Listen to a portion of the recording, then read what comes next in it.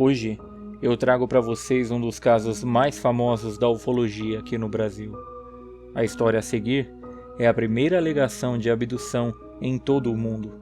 Porém, não foi o primeiro caso a ser publicado. Embora tenha ocorrido em 1957, só foi publicado no ano de 1965 pelo Flying Saucer Review, que é uma espécie de revista ufológica dos Estados Unidos. 4 anos antes disso, foi divulgada a suposta abdução do casal Hill, que já havia causado bastante alvoroço.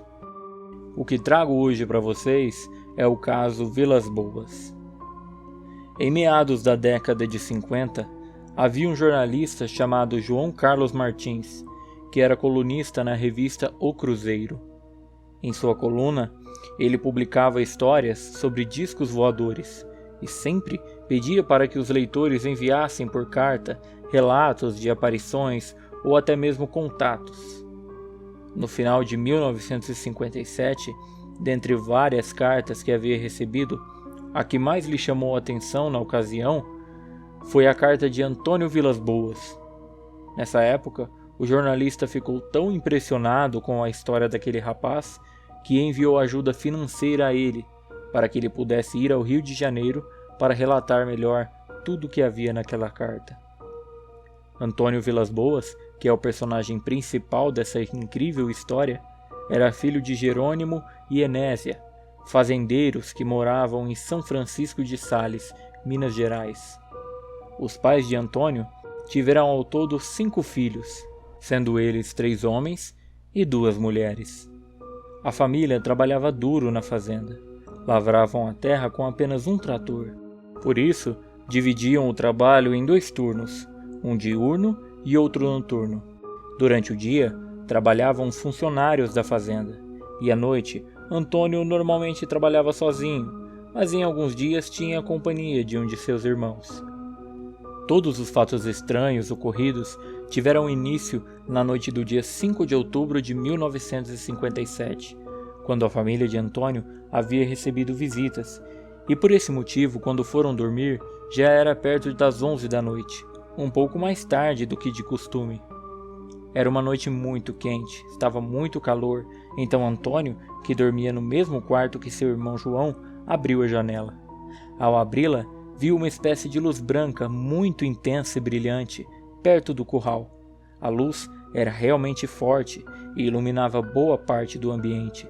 Antônio chamou seu irmão para que ele também olhasse, mas ele não se interessou. E logo o rapaz fechou a janela e foi se deitar. Algum tempo depois, ainda curioso com o que havia visto, Antônio se levantou e novamente foi para a janela. Viu então que a luz continuava lá. Porém, dessa vez, conforme ele olhava para a luz, ela se movia de encontro a ele. O rapaz então se sentiu amedrontado por aquilo. Rapidamente fechou as janelas. Seu irmão acordou com o barulho da janela e também ficou impressionado com a intensidade daquela luz. Os irmãos viram que a luz foi subindo, logo estava clareando as telhas, até que desapareceu completamente. Após esse ocorrido, tudo parecia estar tranquilo. O trabalho na fazenda prosseguia como sempre, com Antônio, seus irmãos e cunhados trabalhando bastante. Porém, na noite do dia 14 de outubro, pouco depois das 21 horas, ele e seu irmão estavam trabalhando no campo, quando uma outra luz apareceu novamente. Os dois dessa vez viram, e essa luz parecia estar a uma distância de 90 metros acima dele.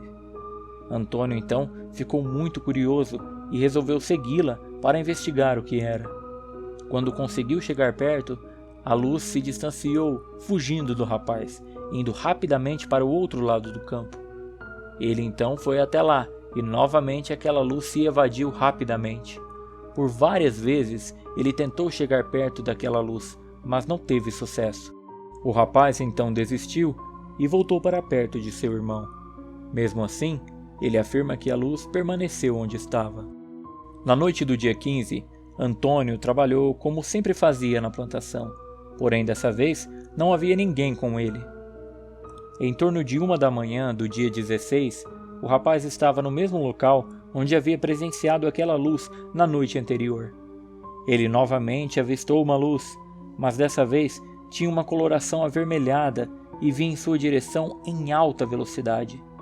Logo, a luz estava pairando sobre ele a cerca de 50 metros de altura. Antônio então conseguiu perceber que a luz vinha de um objeto que ele descreveu como uma espécie de ovo alongado. Ele descreve que 3 suportes metálicos saíram daquela nave, que se preparava para pousar ali no campo. Ele então saiu dali correndo, assustado, em direção ao seu trator, na intenção de fugir de lá o mais rápido possível. Para o seu azar, o trator não ligou. O rapaz então desceu e tentou correr na direção de sua casa, quando foi agarrado por uma criatura que, segundo seu relato, tinha aproximadamente a altura de seu ombro. Antônio conseguiu se soltar e começou a correr novamente, porém outras 3 criaturas apareceram e o agarraram mais uma vez, dessa vez segurando em seus braços e pernas, e assim o levaram para dentro da nave. Antônio declara que as criaturas não tinham mais que 1,5 metro de altura e vestiam um traje muito justo, feito de algum tipo de material grosso e cinza. Essas roupas iam dos pés até o pescoço das criaturas, como macacões, e que usavam uma espécie de capacete em suas cabeças. Na altura do peito havia um tipo de símbolo que às vezes parecia emitir luz. Os olhos das criaturas eram azuis e pareciam ser menores do que os de um ser humano. Ao entrar, o rapaz estava cercado pelos seres e totalmente vulnerável à vontade deles. Ele estava em uma pequena sala vazia, iluminado por fortes luzes. Logo, foi levado para outra sala, onde várias criaturas conversavam entre si, emitindo sons que Antônio não conseguia decifrar. Nessa sala, ele foi despido. Apesar de muita luta, ele não conseguiu evitar. Os seres, então, passaram em seu corpo uma espécie de óleo incolor e também sem cheiro. Após isso, ele foi levado para mais uma sala, na qual 2 seres estavam com um tipo de cálice, de onde saíam tubos compridos. Eles tinham nas extremidades algo parecido com uma ventosa, que foi colocada no queixo de Antônio. Ele conta que sentiu como se sua pele estivesse sendo sugada, mas ele viu que eles estavam retirando seu sangue, que estava indo diretamente para aquele cálice, que estava na outra extremidade desse tubo. O mesmo processo foi repetido usando o segundo tubo.